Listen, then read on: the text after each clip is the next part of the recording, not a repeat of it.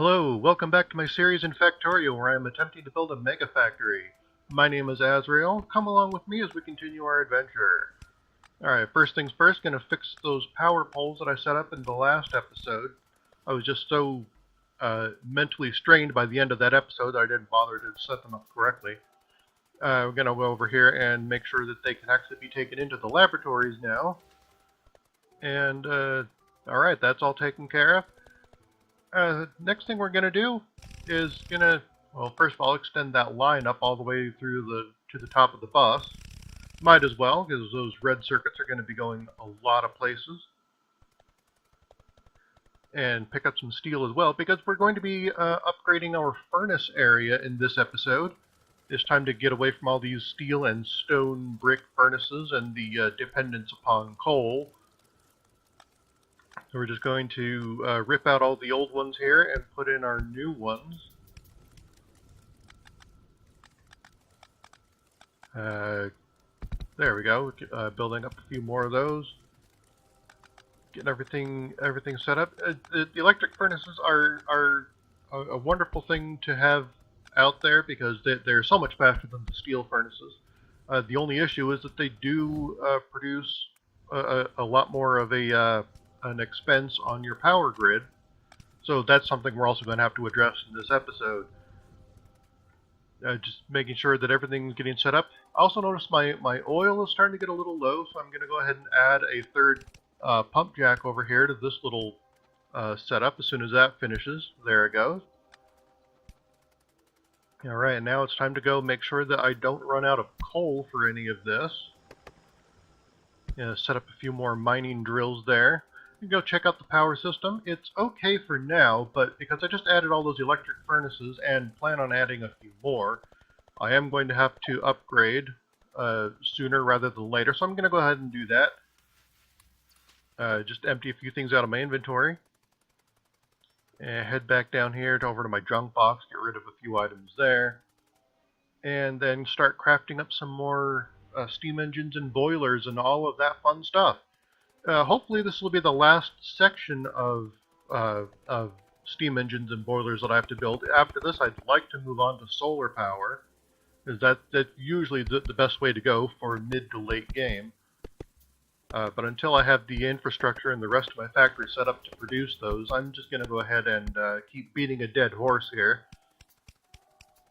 Set up a few more things along there. I've got to get rid of my wall, but it really wasn't doing a whole lot at the moment anyway. Get the line of boilers out there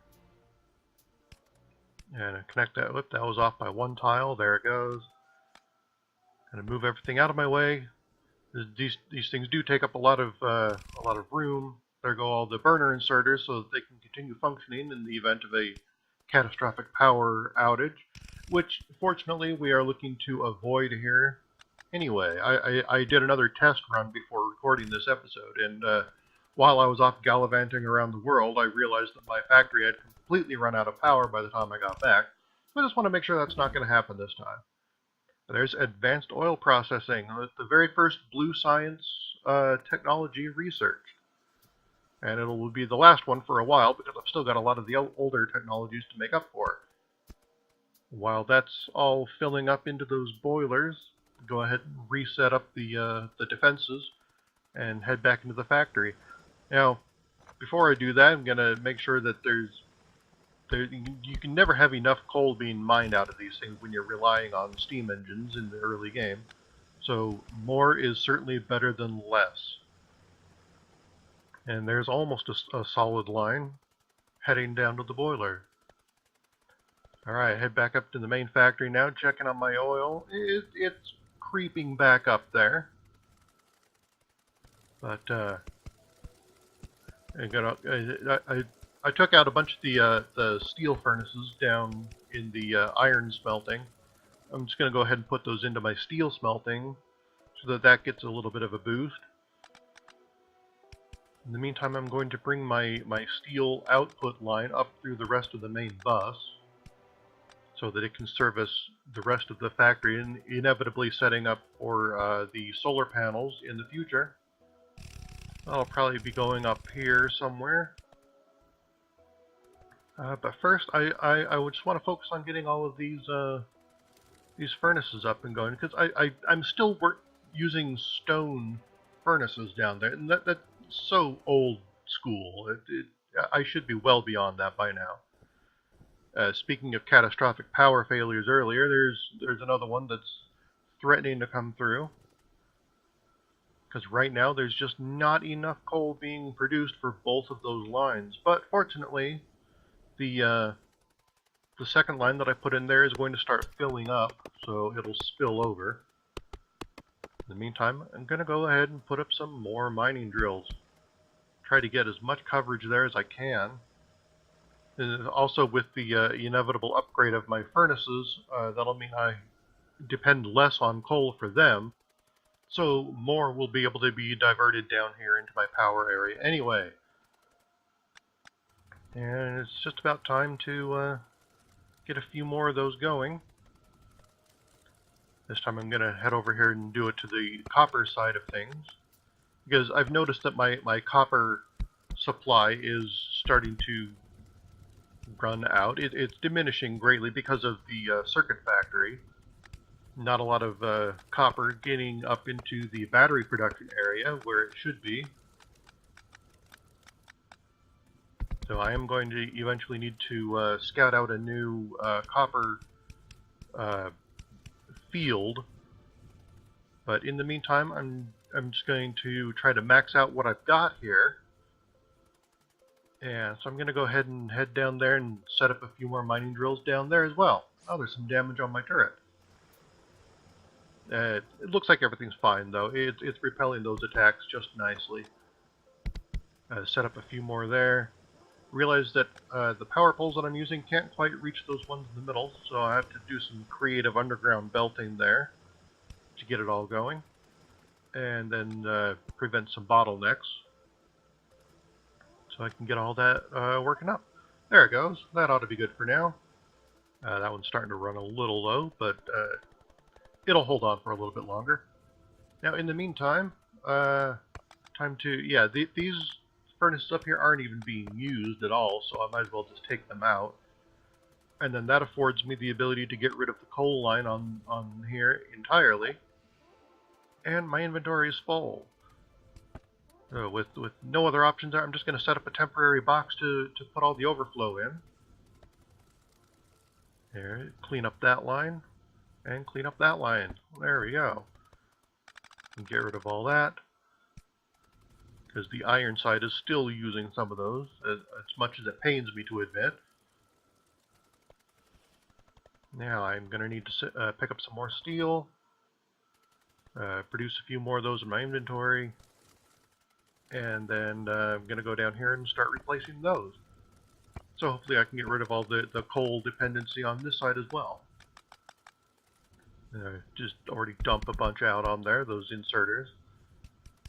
They'll pick up whatever's closest to them, and the closest thing to them was the coal side of that belt, so that's what they picked up, and that no longer any use to me, so got to get rid of them.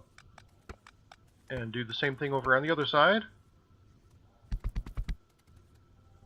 Alright, get all that set up, and in the meantime there's a biter attack up in my battery production facility.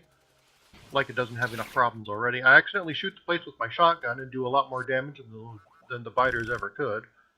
They took out some of my my belts and power poles, and we're about to do a number on the chemical plants, but fortunately I got there in time. Just have to repair those up, and everything is back to working. Well, kind of, because we're still a little low on the copper plates, so got to do something about that. And in the meantime, I noticed in one of the newer updates here, they separated these stack inserters into their own technology tree, and the other stack inserter bonus is still there. So I wonder if those kind of add up, or if that's just like something left over. I don't know. I guess we'll sort of have to play it by ear, because the 0.13 update is still in the experimental phase. Setting up some turrets there just to avoid another attack, just in time too, because there were a couple of stragglers coming along. Yeah, the 0.13 update is still in its experimental phase, so a lot of this stuff is really, I'm not sure if it's all been entirely tested yet, but I do like being on the bleeding edge, as it were, so I can play with all the good new stuff. So that's all fine. Anyway, I'm going to get rid of the coal line out of my iron smelting because it no longer needs it either. I can finally fix that ugly little curve in the belt, as well as getting rid of some of the underground. My inventory is full again. I got to do something about that. Okay, and more research. It's popping up too fast, and I only have 8 research facilities, so I mean that's just whizzing by. Now I got to get rid of all the coal on the other side of the line. First, I wanted to get rid of a lot of the iron ore in my inventory. Just going to dump those directly into the furnaces. And that should do it. That's 16 furnaces on each side. That should be the total output. And I can even see that the top couple of furnaces on either side don't have any room to output their belts. So that's kind of both good and bad. Because that does mean that that output belt is full. And eventually when I upgrade that to a red or a blue belt in the future, it'll have more than enough space on it. So that'll all be fine. I'm not too worried about it right now. What I am a little concerned about is the fact that even though I put in a third row of steam engines, it still wasn't quite enough. Those electric furnaces really eat up a lot of power. So I'm going to go ahead and have to put in a 4th row. Fortunately, that's not too bad. Just kind of move a few things out of the way. And yeah, hopefully this will be there might eventually be one more line that goes in here, but hopefully that's not for a long while. I can get that solar panel production up and going soon enough, so it's not that big of a deal. Alright, put down those turrets again. I haven't seen a whole lot of attacks down here recently, but you never know.